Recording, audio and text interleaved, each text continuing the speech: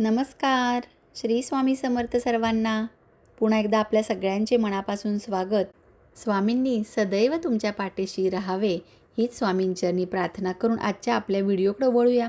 कारण 29 जूनची जी वटपौर्णिमा आपण साजरी करणार आहोत, तब्बल 3 शक्तिशाली संयोग तर आहेतच, पण या 5 राशींची 5ही बोटं तुपात आहेत.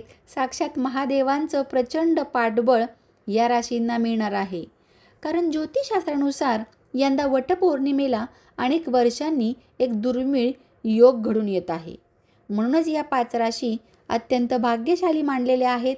कोणत्या आहेत त्या 5 राशी तेच आपण जाणून घेणार आहोत. त्याचबरोबर महत्त्व, तिथी, शुभयोग, अभिजित मुहूर्त दुपारचा कधी आहे, त्याचबरोबर शुभयोग जो आहे तो सकाळीच मिळत आहे. त्यासाठीच आपण पूजा नेमकी कधी करायची आहे आणि कोणत्या कालावधीमध्ये पूजेला टाळायचं आहे, कारण राहुकाळ देखील महत्त्वाचा आहे आपल्याला पाळणं.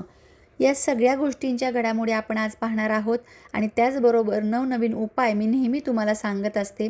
तर ह्या उपायांची साथ नशिबाला जर मिळाली तर नशीब अजून चमकतं. यासाठीच हे उपाय तुमच्यासाठी मी नेहमी घेऊन येत असते. असेच आपण यापूर्वी वटपौर्णिमेच्या दिवशी पती पत्नीमधील प्रेम एकोपा हा टिकून राहावा यासाठी काय उपाय करायचे तुम्हाला सांगितलेले आहे. त्याचबरोबर जेव्हा आपण वडाच्या झाडाची पूजा करणार आहोत, लक्षात घ्या, अतिशय महत्त्वाची ही जी गोष्ट आहे ती मी तुम्हाला सांगत आहे, हा उपाय सांगत आहे. व्हिडिओ शेवटपर्यंत नीट लक्ष देऊन व्यवस्थित तुम्ही ऐका, सगळ्या गोष्टी तुम्हाला सविस्तर समजतील.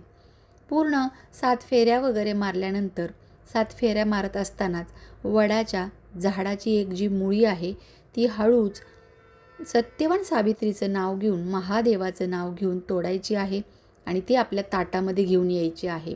आणि ही मुळी आणल्यानंतर लाल कलाव्याने, लाल धाग्याने संपूर्ण बांधून ती देवाऱ्यामध्ये त्या दिवशी ठेवायची आहे आपल्याला. आणि मग त्यानंतर दुसऱ्या दिवशी सकाळी जेव्हा पौर्णिमेची तिथी वगैरे संपत आहे, त्यानंतर आपल्या पतीच्या खिशामध्ये किंवा पॉकेटमध्ये, पर्समध्ये हे ठेवायची आहे. तर आता या उपायामुळे काय होतं ते देखील सांगते. तर आपण जेव्हा हा उपाय करतो मनोभावे, त्या दिवशी पौर्णिमेच्या दिवशी वडाच्या झाडामध्ये खूप चांगल्या अतिशय पॉझिटिव्ह लहरी असतात. त्याचबरोबर आजच्या दिवशी अनेकांनी या झाडाची पूजा केलेली असते. म्हणूनच यामध्ये दैवत्व ज्या लहरी आहेत त्या खूप मोठ्या प्रमाणात पॉझिटिव्ह ऊर्जा असतात. आणि त्याचबरोबर सदैव आपलं रक्षण करण्यासाठी या मुळीचा उपयोग होतो. आपल्या पतीचं सदैव रक्षण व्हावं, वाईट गोष्टींपासून, नकारात्मकतेपासून बचाव व्हावा. त्याचबरोबर तो जे काम करत आहे, जे कष्ट करत आहे त्याला भरभरून यश मिळावं. जेवढं कष्ट केलेलं आहे त्या कष्टापेक्षा अजून चांगलं यश मिळावं, कष्टाला योग्य किंमत मिळावी, यासाठी हा उपाय प्रत्येक सुहागन महिला जी आहे, प्रत्येक सौभाग्यवती स्त्रीने करायचा आहे. त्याचबरोबर आपल्या घरामध्ये आपला मुलगा वगैरे असेल, जो कोणत्या ना कोणत्या तरी सध्या जॉबच्या वगैरे शोधात आहे किंवा करिअर घडवत आहे त्याच्या स्वतःचं, तर त्याला देखील ही एक छोटीशी मुळी लाल कलाव्यामध्ये बांधून द्यायची आहे. ही जी कलाव्यात बांधलेली मुळी आहे ती कागदाच्या पुडीत ठेवू शकता, झिपलॉक छोटंसं पाऊच असतं त्यामध्ये ठेवू शकता, काही हरकत नाही आहे. आणि त्याचबरोबर दुसरा एक महत्त्वाचा उपाय सांगते, तो म्हणजे जेव्हा आपण तिथे पूजा करतो वटसावित्रीच्या दिवशी, पौर्णिमेला ही जी तिथी आहे म्हणजे संपूर्ण चंद्र असतो. त्याचबरोबर जेव्हा आपण तिथे ओटी भरतो, त्या ओटीमध्ये बघा छोटंसं आरसा, कंगवा आणि एक माळ असते, मण्यांची पोत असते, काळ्या मण्यांची पोत. तर ती काळ्या मण्यांची पोत तुम्ही तिथली घेऊन यायची आहे. जी तुम्ही वाहिलेली आहे ती न घेता दुसरी पोत घ्यायची आहे आणि ते मणी आपल्या जे आपण गळ्यामध्ये छोटंसं मंगळसूत्र घालतो किंवा कोणतंही जे तुम्ही आजकाल वापरता त्यामध्ये हे ओवायचे आहेत मणी. याला इतकं महत्त्व आहे. अखंड सौभाग्य प्राप्त होण्यासाठी हे खूप असं महत्त्वाचं काळ्या मण्यांचं दान आहे. म्हणूनच हा आशीर्वाद आजच्या दिवशी प्रत्येक सौभाग्यवती स्त्रीने आपल्यासोबत येता घेऊन यायचा आहे. त्याचबरोबर तिथली थोडीशी मुळाची माती घेऊन यायची आहे. तिसरा उपाय आहे हा, लिहून घ्या तुम्ही. उपाय विसरून जाता, पुन्हा मग हे उपाय आपल्याला पुढच्या वर्षीच करायला मिळणार आहेत. आणि खास करून कुणीही सांगत नाहीत इतके छान उपाय मी तुम्हाला साधे सोपे सांगत असते. तिथली जी माती आहे त्या बुंध्याची झाडाच्या किंवा मुळापासली ती घ्यायची आहे. ती माती ताटामध्ये घेऊन यायची आहे आणि ही माती आपल्या तिजोरीत आपल्याला लाल कापडामध्ये बांधून ठेवायची आहे. तिजोरीमध्ये असणारा आपला पैसा, अडका, दागिने किंवा आपले कागदपत्र वगैरे जे महत्त्वाचे त्यासोबत ही छोटीशी पोटली आपल्याला ठेवायची आहे. जेणेकरून वडाचं झाड जसं एकदम वटवृक्ष असतं, वाढत जातं, त्याप्रमाणे आपली धनदौलत संपत्ती ही वाढत जावी, यासाठी हा उपाय जरूर करा आणि अनुभव घ्या. मला जरूर सांगा. मागच्या वर्षी देखील मी हे उपाय सांगितले होते. किती जणींनी केले, किती ताईंना हे अनुभव आलेले आहेत. त्याचबरोबर माता लक्ष्मीसाठी आजच्या दिवशी कच्चं दूध जे आहे ते झाडाच्या मुळाशी वाहायचं आहे. कारण सोमवार आहे.